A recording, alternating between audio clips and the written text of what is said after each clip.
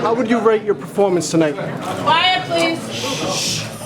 Considering the circumstances, I think I did a hell of a job. I had a lot on my mind coming into the fight. I had to, try to balance that. And I definitely felt from the first fight that I was a better fighter. But I just had to carry over in this fight and show what I have learned now. And I believe I showed that I'm not only a puncher and a brawler, that I can, if I need to box and win a fight, I can do that. So I felt that I did a good job tonight. Seth, what did you see in this fight that was different from the first fight in November? It was just a learning experience. I didn't go into the first fight underestimate Johnathon Banks, but I'm naturally a very aggressive individual, and after watching the first fight, I was the bull the whole time, and he's a counterpuncher, and I knew that going into the fight, but I just got overzealous after I won the first round, hands down, and he caught me with some counter shots, and we went back to the drawing board, and I was bending a little bit too far at the knee, bending over. Not at my knees, and that's just something that I worked on, staying with my jab, balance. The acronym that I came up with this fight was PBAD, patience, balance, and distance, and I figured if I stayed with that I could definitely get the win. He was able to hurt you again. How do you get through that? How do you get through that round?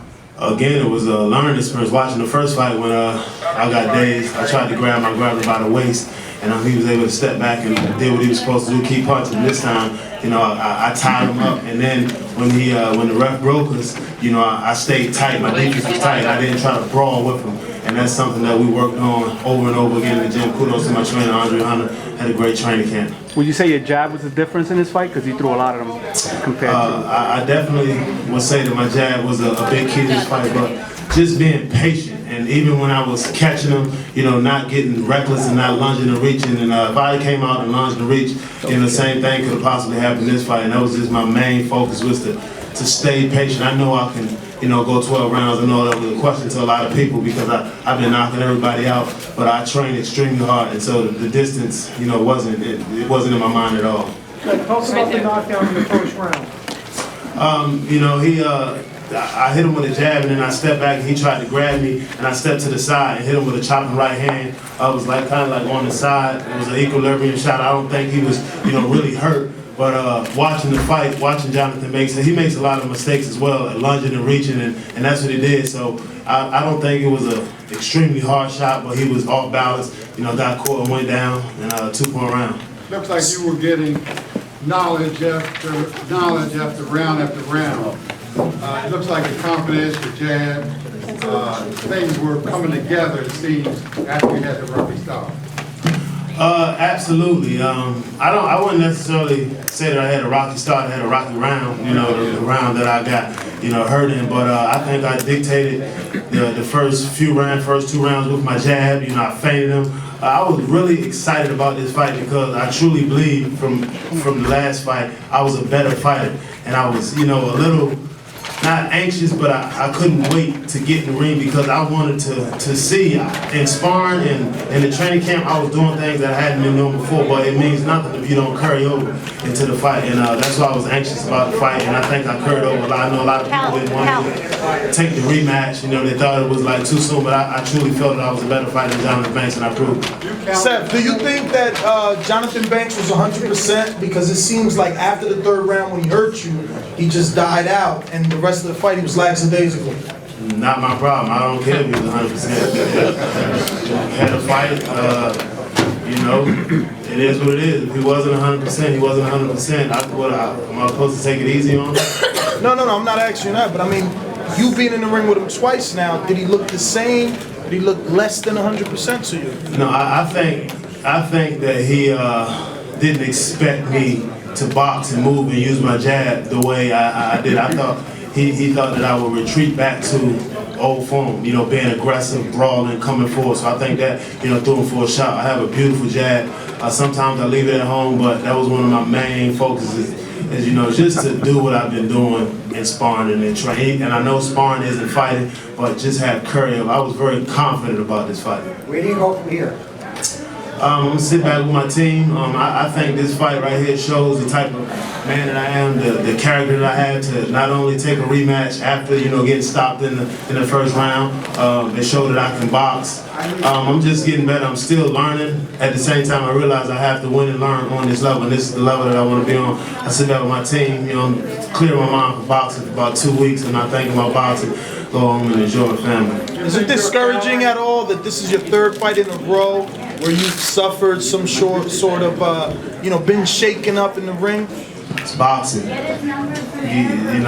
Fight through adversity. That's what life is about. You know what I mean? Quality upon a lot of people talk about, I haven't been coddled or babied at all. I fought at 9-0. I fought the Zach Pages. I fought the Jamil Barnes. I fought names like that, the Timur Bragmore. It's boxing. I'm 6.5 years I've been boxing. I'm still learning, but I'm getting better, so it doesn't bother me at all. I just got to continue to stay humble, stay focused, and go to the top. Looked like your counter was caught him by surprise a little bit. You countering him. Yeah, a lot of people, they don't know that I can, box. I've been blessed. God has blessed me with the athletic. I got nice size, nice weight, and I got one punch power in both hands and a beautiful jab. And sometimes, I don't know why, I just don't use all of my tools. And after this was a wake-up call. At this level, you're going to have to, you can't run through everybody. You're going to have to, sometimes sit back, box, the crowd may boo, but, hell, if I went out there and started lunging and reaching and brawling and got stopped, then they'd be laughing. So I blocked the crowd out and I just won. It was a one-round fight for me, win each round. Did you feel you hurt him along the way? I wouldn't say I hurt him, but he felt my presence in there. He felt my presence with some body shots. With a couple of jabs, we call them, shotgun jabs. I hit him with a couple of shotgun jabs, and I think he felt. I wouldn't say I hurt him, but he was definitely, dazed a little. Did he hurt you? You saw the fight. I mean, I was dazed. I had to, recover. I had some cobwebs. I was buzzed a little bit, but it's a part of the territory, and it was just a learning experience. That happened to me in my last fight. I wasn't able to, get out, but I tied him up and I stayed tight with my defense. Seth, do you see a need for a third fight?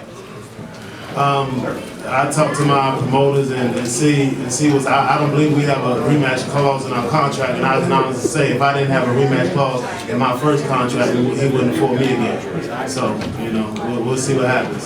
Seth, many have labeled you as the next great American heavyweight. So you think you're the next? I believe I have the tools and the potential to become the next American heavyweight. I'll let you all say that.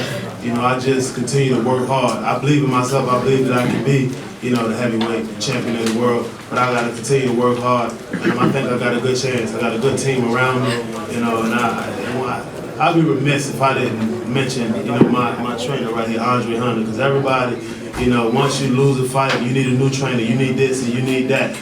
Everybody starts somewhere. And we're gonna go to the top together. This is a man that he doesn't care about Seth Mitchell the boxer. He cares about Seth Mitchell, and that's something that I love and I cherish about him. And he's a hell of a trainer.